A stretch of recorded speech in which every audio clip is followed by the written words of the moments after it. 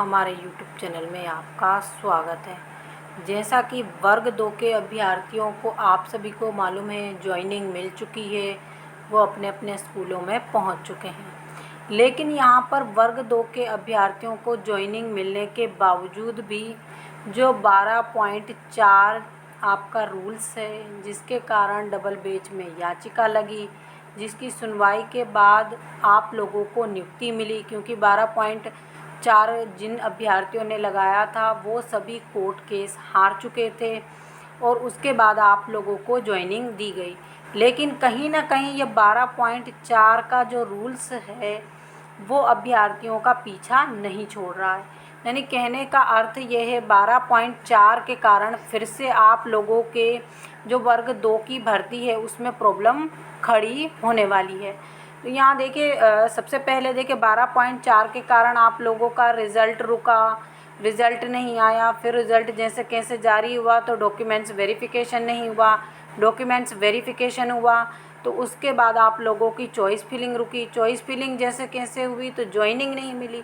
अब ज्वाइनिंग भी मिल गई, उसके बाद भी क्या है 12.4 के कारण अन्य अभ्यर्थी या यूँ कहिए जो अभ्यर्थी ज्वाइनिंग ले चुके हैं क्या 12.4 के कारण फिर से दिक्कत आने वाली है। देखिए यहाँ पर हम बात करेंगे कि 12.4 के कारण आपकी सुप्रीम कोर्ट में याचिका लग चुकी है।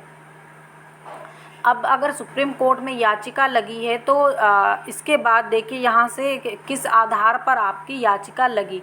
देखिए कल सुप्रीम कोर्ट में सुनवाई हुई 12.4 के लिए, जिसमें जो सुप्रीम कोर्ट है उन्होंने ये माना है कि जो नोटिफिकेशन में 12.4 का रूल्स जारी किया गया वो पात्रता परीक्षा में नहीं था और दूसरी बात ये चयन परीक्षा में अचानक से डाला गया। इस आधार पर सुप्रीम कोर्ट ने इस याचिका को स्वीकार कर लिया। तो 12.4 के कारण कल जो आपकी जो जजिस के सामने त्वरित एक सुनवाई होती है, जो एडवोकेट बताते हैं कि किस कारण से हम याचिका लगा रहे हैं और अभ्यर्थियों को क्या परेशानी है।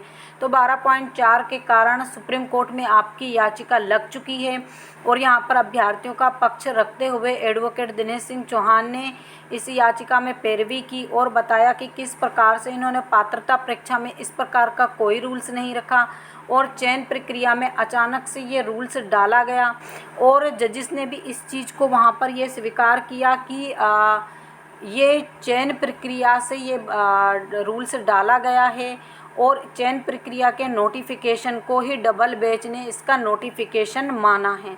तो यहाँ पर इसी प्रकार की बहुत सारी चीज़ें हुई और यहाँ पर देखिए क्या अभ्यर्थियों के लिए ये एक नई प्रॉब्लम खड़ी करेगा या फिर आने वाले समय में इस केस का कुछ नहीं होगा। यहाँ पर ये चीज़ें अभ्यर्थियों के मन में बहुत अब आएंगी, क्योंकि देखिए यहाँ पर जब भी कोई याचिका लगती है तो उसका सकारात्मक परिणाम भी निकलता है और नकारात्मक भी परिणाम निकलता है।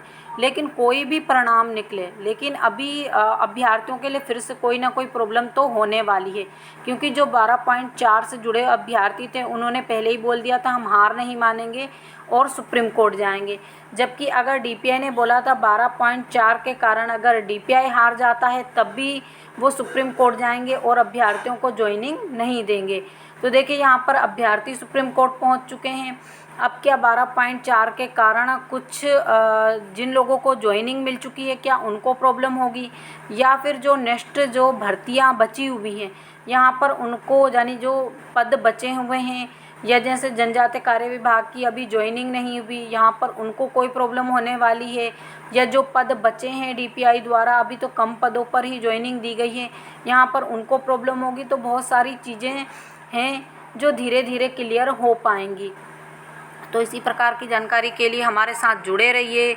जो लोग हमारे चैनल पर पहली बार विजिट कर रहे हैं प्लीज़ चैनल को भी सब्सक्राइब कर लीजिए, वीडियो को अधिक से अधिक लाइक कीजिए, शेयर कीजिए। Thank you.